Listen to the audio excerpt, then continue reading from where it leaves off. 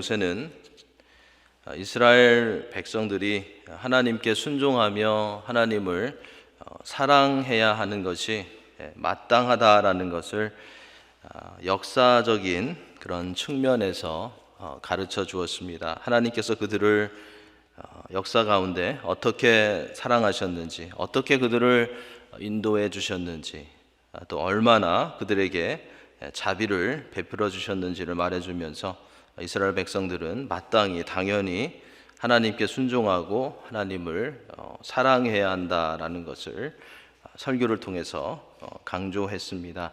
이제 12장부터는 이스라엘 백성들이 하나님이 약속하신 가나안 땅에 들어가서 평생 동안 지켜야 하는 하나님의 율법에 대해서 설명해 주고 있습니다.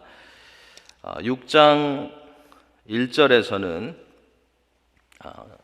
이스라엘 백성들이 들어갈 땅을 미래 완료형으로 차지할 땅에서라고 그렇게 표현하고 있습니다.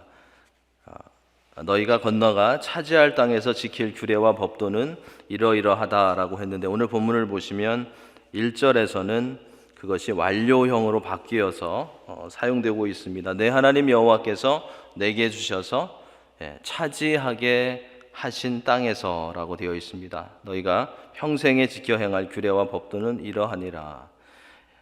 차지할 땅에서 이제는 차지하게 하신 땅으로 바뀌어졌습니다. 이것은 여호와께서 이스라엘 백성들에게 가나안 땅의 소유권을 주셨다라는 것과 가나안 정복이 이제는 사실화되었다라는 것을 보여주는 것이었습니다. 이렇게 하나님께서 차지하게 하신 땅으로 들어가는 백성들에게 모세가 가장 먼저 명령한 것은 가나안 땅에 입성하면 우상을 제거하라는 것이었습니다. 그게 2절, 3절에 나오는 말씀입니다. 2절, 3절 말씀 우리 함께 읽겠습니다. 너희가 쫓아낼 민족들이 그들의 신들을 섬기는 곳은 높은 산이든지 작은 산이든지 푸른 나무 아래든지를 막론하고 그 모든 것을 너희가 마땅히 파멸하며 그 제단을 헐며 주상을 깨트리며 아세라상을 불사르고 또 그 조각한 신상들을 찍어 그 이름을 그곳에서 멸하라. 하나님께서는 모세를 통해서 가나안 거민들이 섬기던 우상을 파괴하고 제거하라라는 명령을 내리셨습니다. 하나님께서 가나안으로 들어가는 이스라엘 백성들에게 가장 경계시키시기 원하셨던 것은 이방 신과 우상의 제단이었던 것입니다. 하나님께만 집중된 바른 예배를 하나님께서는 원하셨던 것입니다. 하나님께서는 우상의 문화가 여호와 신앙을 약하게 만들고 또 하나님의 백성들을 잘못된 길로 인도할 것을 아셨기 때문에 모든 우상의 제단을 헐고 그 이름을 멸하라고 모세를 통해서 명령하셨던 것입니다. 하나님은 하나님께서 주신 땅이 다른 신을 섬기는 그런 장소가 아니라 여호와를 섬기는 장소로 사용되어지기를 원하셨던 것입니다. 하나님께서 약속하신 대로 이제 가나안 땅을 주시는데 그 땅이 다른 신을 섬기는 그 땅이 아니라 하나님만을 섬기는 그런 땅이 되기를 원하셨던 것입니다. 조금 적용해 보면은요, 하나님께서 우리에게 주신 것을 통해서 하나님을 섬기기 원하신다라는 것입니다. 우리에게 주신 건강을 통해서 하나님을 섬기기 원하시고, 물질을 통해서, 시간을 통해서, 지혜를 통해서, 재능을 통해서, 은사를 통해서 하나님께서 주셨기 때문에 그것을 통해서 하나님을 섬기기 원하신다는 것입니다. 가나안 원주민들이 섬겼던 대표적인 신들이, 우상들이 3절에 언급되고 있습니다. 주상은 풍요의 남신인 바알을 상징하는 돌 기둥을 말하는 것이고요. 또 아세라상이 나오죠. 아세라상은 풍요의 여신인 아세라를 상징하는 나무로 만든 그런 목상을 말하는 것입니다. 모세는 이러한 제단과 신상들을 찍어버리고 또 무너뜨림으로써 그 이름을 그곳에서 멸하라라는 강한 그런 명령을 내리고 있습니다. 그 이름을 가지고 있는 자의 존재나 인격을 상징하고 있기 때문에 그 이름을 멸하라는 것은 여호와의 이름을 두시려고 택하신 가나안 땅에서 우상의 존재를 흔적도 없이 완전히 가나안 땅의 신을 숭배하려는 유혹을 제거함으로써 하나님께 대한 순수한 예배가 오염되지 않도록 하라는 그러한 명령이었던 것입니다. 그리고 신상들을 깨트리고 그 신들의 이름을 멸하는 행위는 그 신들의 존재와 그 보복을 부인하는 것이었습니다. 이러한 우상들은 아무것도 아니라는 것을, 이러한 우상들은 우리를 벌할 수 없다라는 것을 증명하고 선언하는 것이었습니다. 그리고 신상들을 깨트리고 그 이름을 멸하는 행위는 오직 하나님만 섬기겠다라는 결단을 요구하는 것이었습니다. 하나님의 백성들은 두 주인을 섬길 수 없기 때문에 이처럼 우상의 제단을 헐고 우상의 이름을 버리는 데에서부터 하나님에 대한 올바른 예배와 섬김이 시작될 수 있었던 것입니다. 그래서 오늘 본문에서는 우상의 제단을 파멸해라, 헐어라, 깨트려라, 불살라라, 찍어버려라, 멸하라 라는 말들이 반복되면서 사용되고 있는 것입니다.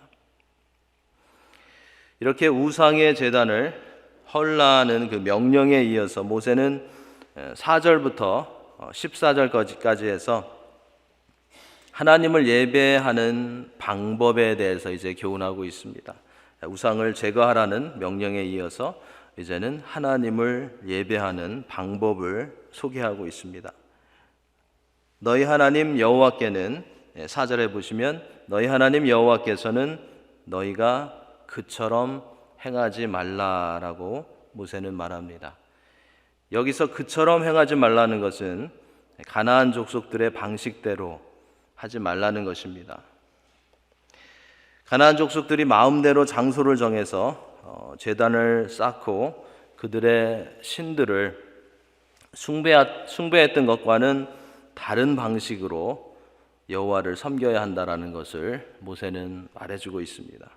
그죠? 하나님을 섬기는데 가나안 족속들이 우상을 섬겼던 똑같은 모습으로 똑같은 방법으로 섬겨서는 안 될 것입니다. 우리가 2절에서 힌트를 얻을 수 있는 것처럼 가나안 족속들은 자신들의 임의대로 선정한 장소에서 높은 산이나 작은 산이나 푸른 나무 아래 등등에서 그들의 신을 섬겼던 것입니다. 그러나 이제 가나안으로 들어가는 하나님의 백성들은 그들과 다르게 구별된 장소에서 하나님을 예배해야 한다고 모세는 명령하고 있습니다. 5절 말씀입니다. 5절 말씀 우리 같이 한번 읽겠습니다. 오직 너희의 하나님 여호와께서 자기의 이름을 두시려고 너희 모든 지파 중에서 택하신 곳인 그 계실 곳으로 찾아 나아가서 자기의 이름을 두시려고 여호와 하나님께서 구별하시는 한 곳에서, 즉 중앙성소를 삼으신 바로 그곳에서 하나님을 섬기라는 것입니다. 그리고 6절에서는 모든 예물과 제물도 그곳에 가지고 와서 여호와께 드리라고 했습니다. 너희의 번제와 너희의 제물과 너희의 11조와 너희 손의 거제와 너희의 서원제와 낙헌 예물과 너희 소와 양의 처음 난 것들을 너희는 그리로 가져다가 드리고 라고 했습니다. 이스라엘은 이미 시내 산에서 하나님을 예배하는 방법을 배웠습니다. 그리고 제사 제도와 예물을 드리는 모든 규례를 하나님으로부터 받았습니다. 그러나 40여 년이 지났어도 그 규례는 제대로 지켜지지 않고 있었습니다.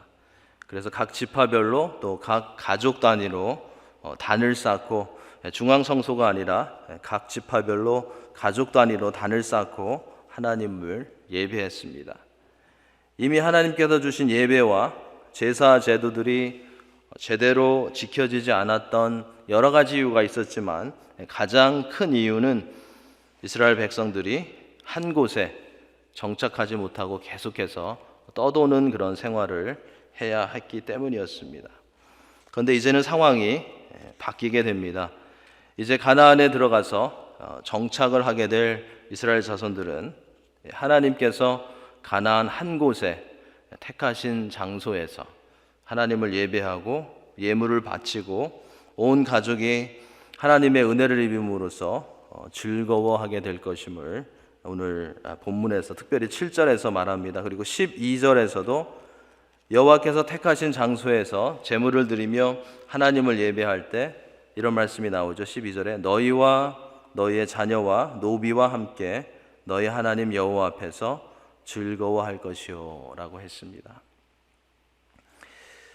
이렇게 이방인들처럼 편의와 필요에 따라서 성소를 옮기지 않고 오직 여호와께서 정하신 곳에서 예배를 드리라라는 이 명령은 하나님의 백성들은 자기 중심의 사고가 아니라 하나님 중심의 생각을 해야 한다라는 것을 가르쳐주고 있는 것입니다. 자기 중심의 예배가 아니라 하나님 중심의 예배를 드려야 한다라는 것을 교훈하는 그러한 말씀입니다. 너무나도 당연한 것 같지만 우리가 조심하지 않으면 하나님을 예배하는 가운데서도 하나님 중심이 아니라 내 중심이 될 수 있다는 것입니다. 우리는 그것을 항상 염두에 두고 그것을 기억하면서 점검하면서 예배해야 하겠습니다. 이처럼 하나님께서 명령하신 성소와 예배의 단일화는 하나님께 대한 순수 신앙을 보존하고 또 하나님의 거룩하신 이름을 영광되게 하고 이스라엘을 하나로 결속시키고 공동체 의식을 갖게 하는 그러한 중요한 역할을 했던 것입니다.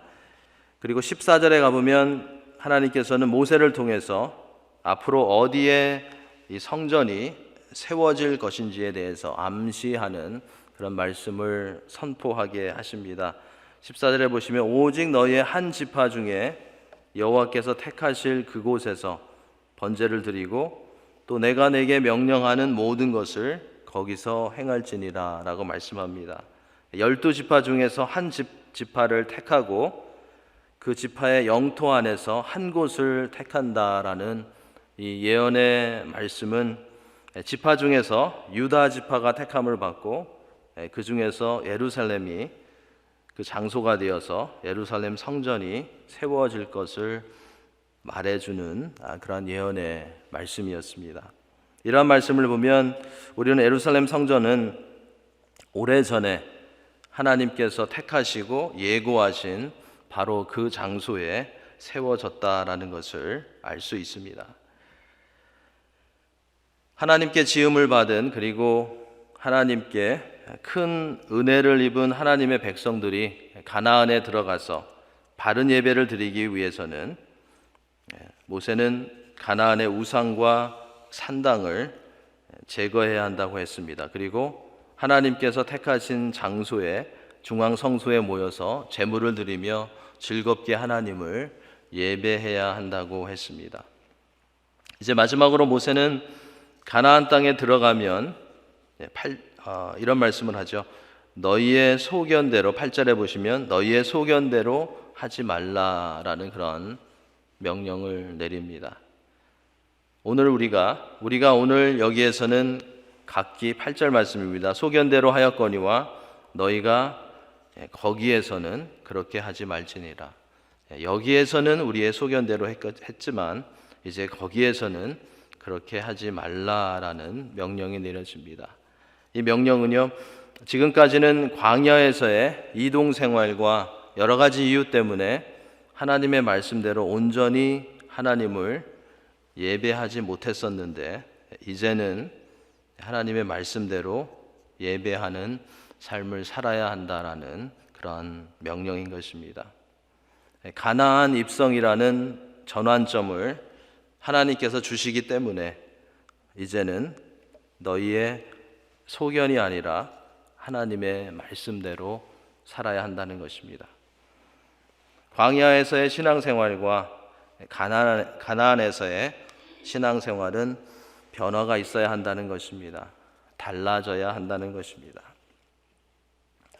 여기에서 우리가 깨닫게 되는 영적인 그런 교훈이 있습니다. 그것은 우리들도 하나님의 은혜로 구원받고 신앙생활을 하면서 우리의 소견대로 살지 말고 하나님의 말씀대로 살아야 한다는 것입니다.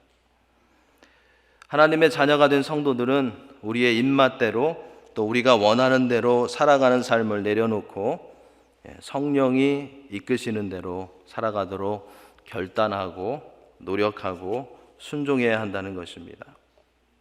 이것이 쉽지 않은 부분이지만 우리가 우리의 생각을 내려놓고 성령의 인도하심을 따라가는 훈련을 계속해서 할 때 변화되는 삶을 살아갈 수 있게 되는 것입니다. 우리가 해오던 대로 우리가 원하는 대로가 아니라 성령이 이끄시는 대로 그리고 하나님의 말씀이 우리에게 가르쳐 주시는 대로 행할 수 있는 그런 하나님의 자녀가 되어야 하겠습니다. 오늘 본문에 나오는 모세의 설교를 통해서 하나님의 자녀들, 하나님의 백성들이 어떠한 예배를 드려야 하는가를 우리가 생각해 볼 수 있었습니다. 오늘 말씀이 가르쳐주는 우리의 예배는 하나님을 우선순위에 두는 그런 예배가 되어야 한다는 것입니다. 너무나도 당연한 그런 포인트이지만 그렇게 안 될 때가 많기 때문에 모세도 오늘 본문에서 그 부분을 이스라엘 백성들에게 또 우리들에게 지적해주고 있는 것입니다. 원래 그 예배라는 단어는 월십이라는 단어는 하나님의 가치를 인정한다라는 그런 뜻을 가지고 있습니다. 그렇죠? 우리 예배에 나올 때 우리에게 굉장히 예배의 바른 태도를 가르쳐 주는 그런 단어입니다.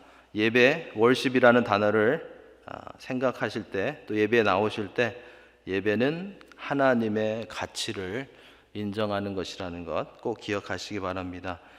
그 대표적인 말씀이 요한계시록 4장 11절과 또 요한계시록 5장 12절에 나오는 말씀입니다.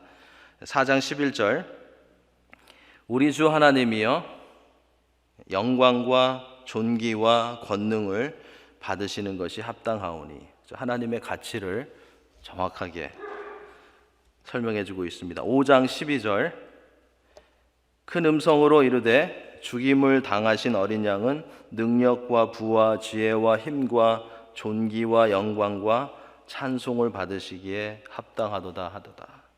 그렇죠? 예수님의 가치를 인정하는 그러한 표현입니다. 하나님을 우선순위에 두는 예배는 하나님께 맞추어진 그런 예배는 하나님의 가치를 인정하는 그 예배는 하나님의 말씀을 존중하고 하나님의 성품을 반영하는 그러한 예배입니다.